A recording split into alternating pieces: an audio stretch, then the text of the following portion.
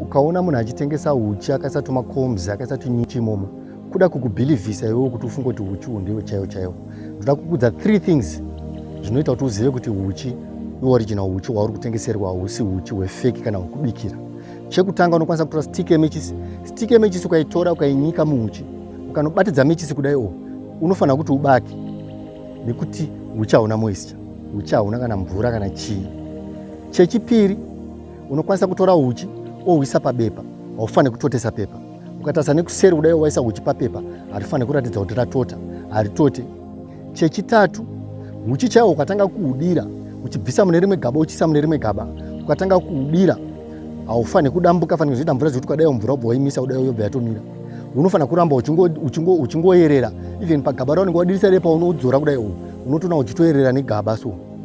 Ndo zvinoratidza kuti ndo huchi chaiwo chaiwo.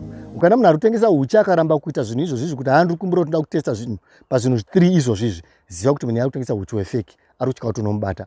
Thank you.